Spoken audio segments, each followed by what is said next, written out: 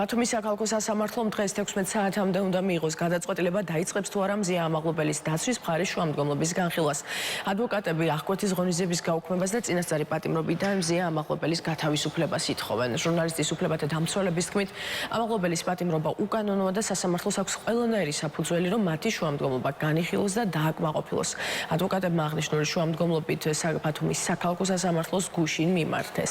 სასამართლოს გადაწყვეტილების მისაღებად 24 საათი აქვს.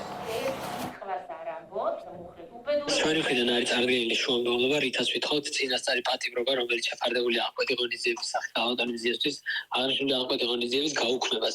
ჩემთვის უნდა იყოს, რომ თავიდანვე სრულიად უკანონო იყო ეს შეფარდებული აღკვეთი ღონისძიება, გარდა ამისა გამოვლენილი ახალი არსებითი გარემოებები, რის გამოც ჩვენ ვითხოვთ, რომ გაუქმდეს ეს წინასწარი პატიმრობა. ეს არის ის, რომ მტკიცებულებათა განადგურების რისკი რეალურად არც მაშინ არსებობდა, თუმცა თუ კი რაიმე რისკი ხედავდა მოსამართლე დღევანდელი მონაცემებით უკვე შეცვლილია ყველანაირად აღნიშნული და ასევე ჯანმრთელობის მდგომარეობა, რომელიც დადასტურებულია სხვადასხვა სახის სამედიცინო დოკუმენტაციით, რომელიც შეცვლილია და ყველანაირად გამორიცხავს აღკვეთი ღონისძიების გამოყენების რისკებს. აქედან გამომდინარე, შინაარსობრივად ეს ძალიან დიდი შუამდგომლობაა და შინაარსობრივად სასამართლო ამას გაეცნობა, დავალოდოს სასამართლოს გადაწყვეტილებაზე უფრო მეტ შინაარსობრივ დეტალზე მერე შეგვეძლება საუბარი.